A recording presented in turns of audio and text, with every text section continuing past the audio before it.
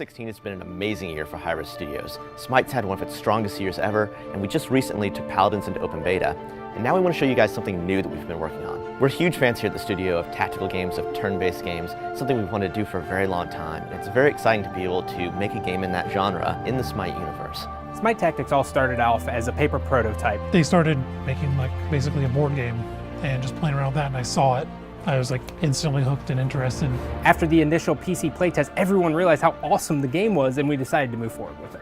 There's a wide variety of cards in Smite Tactics. We wanted to make sure that everyone was building synergies based on gods and minions. We really felt that really captured the life of Smite. But similar to Smite, the real stars of the show are the gods. Each god in Smite Tactics has a unique active ability that goes on a turn-based cooldown when used.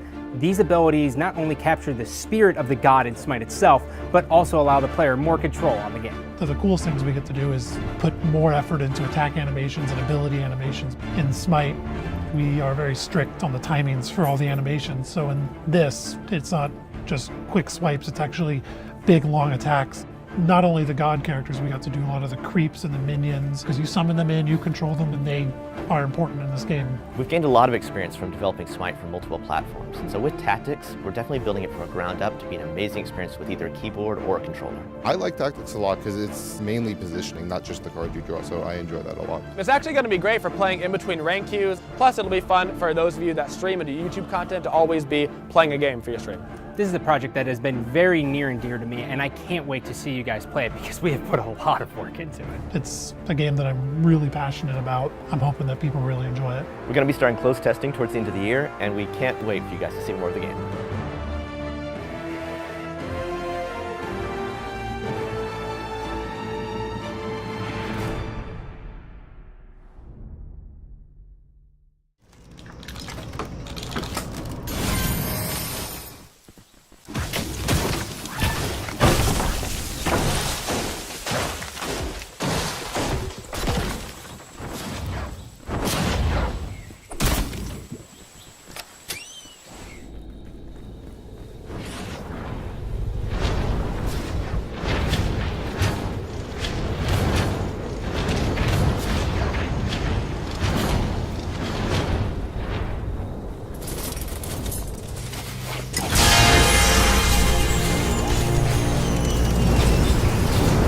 Now build defenses around the power collector.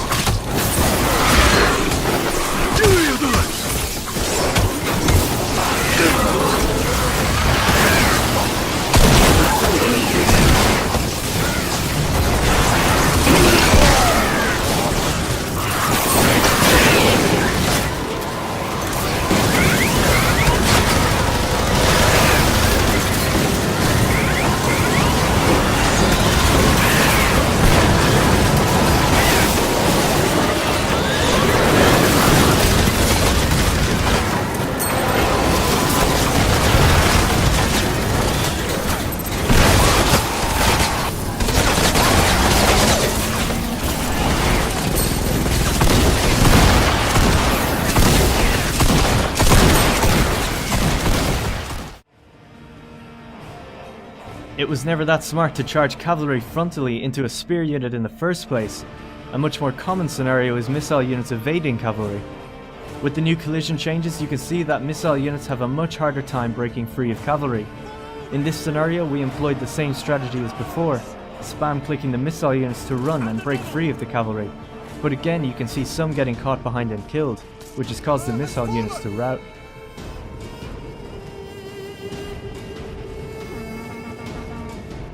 Greater importance has been placed on the timing and placement of charges. Without a charge, units will come together much how they did before, in rigid battle lines. With a charge, however, units will break through the lines of infantry and become embedded in the other unit. This makes reforming your unit a lot more difficult the more entangled they are. However, depending on the success and strength of the charge, the enemy will receive a knockdown penalty, literally throwing them to the ground. This buys the player valuable time to pull out of the unit to avoid being entangled. This allows for lighter units to effectively charge heavier units, knocking them down and escaping before they can get back up. Skilled players will learn just how much time they need to get in and out to maximize damage within a unit. adding a new layer of strategic depth to the battlefield that rewards skilled and informed players. As a result of these changes, battle lines are much more common now as units push and pull against each other. PvE adventures are abound in Revelation Online. The world is full of mysteries, monsters, and rewards. Each dungeon is different. There are traps to avoid, challenges to complete, and there's always good old carnage. Those who wish to test themselves may venture into solo dungeons, with no party members to rely on. 5-player dungeons put your teamwork skills to the test. They have up to 5 levels of difficulty, with each level changing the rewards a lot.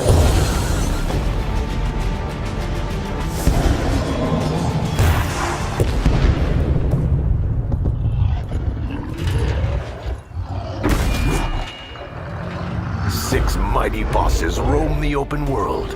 Entire guilds battle each other just for the right to engage one of these bosses.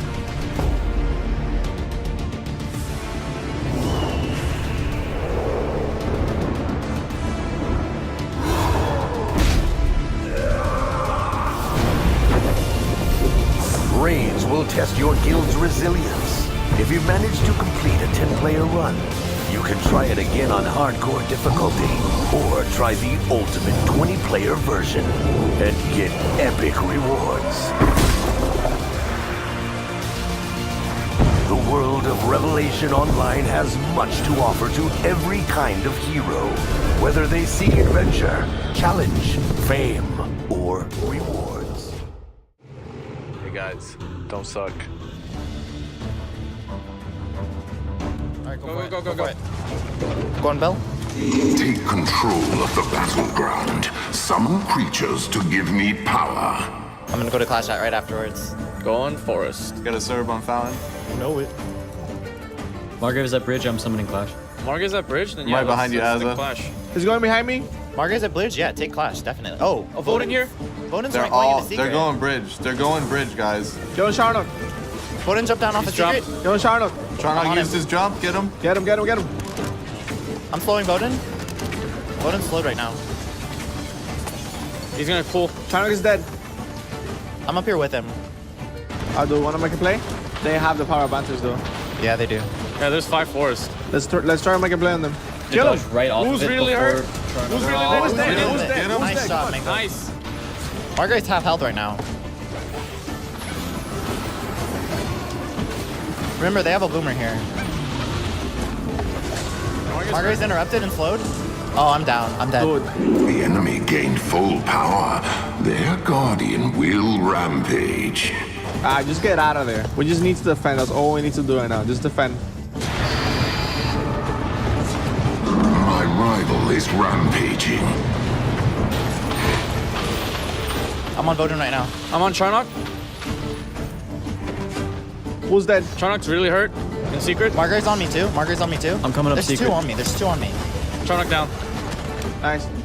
They're not going for the wound.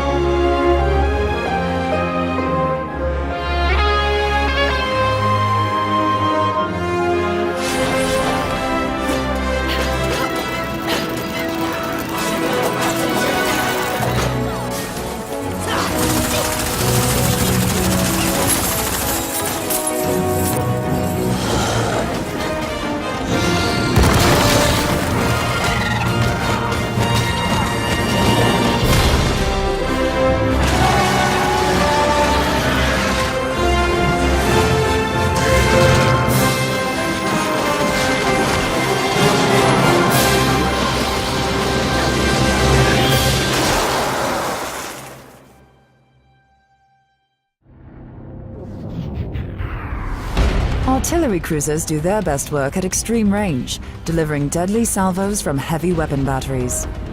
Think of the artillery cruiser as a sniper. The ship is big guns, strapped onto a quick engine, with almost no heavy armor, making it one of the most vulnerable flyers in the fleet. The artillery cruiser does its best work lurking in the outskirts of battle, spotting targets for teammates and taking out enemy vessels from afar. Bulky dreadnoughts are plumb targets for artillery cruisers. Lining up the perfect shot can be tricky, especially when quick ships like the Corvette manage to get too close for comfort. The Corvette is the smallest, most maneuverable ship in your arsenal. Dual front-mounted heavy autocannons and the Blink warp drive allow Corvette captains to make deadly, surgical, hit-and-run strikes and wreak havoc on the enemy. Corvettes are scouts, running recon and delivering quick strikes. High speed and the warp jump ability make them perfect for hunting down pesky artillery cruisers. But Corvettes may fall prey to the massive firepower of the destroyer if they aren't careful. Destroyer-class ships hit the sweet spot between the massive dreadnought and the agile Corvette. This all-around attack ship is loaded with firepower, making it the ultimate medium-range hunter. At range, destroyers should stay clear of the artillery cruiser's line of sight. A direct hit can prove devastating. In close-quarter battles, destroyers are tough enough to handle their share of fire. Their role is to dart in and cut up the support craft, like the tactical cruiser, leaving larger, more dangerous ships without defenses.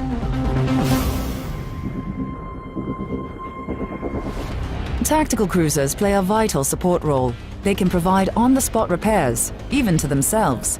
And when they're caught in a corner or on the offensive, they are more than capable of causing some damage, especially against wily corvettes. As a mobile repair vessel, the tactical cruiser is the key to the survival of the fleet and is often seen in close proximity to other friendlies. Enemy destroyers will seek to cut the tactical cruiser's lifeline. Cruiser captains should wait for a destroyer escort before moving in to support a dreadnought.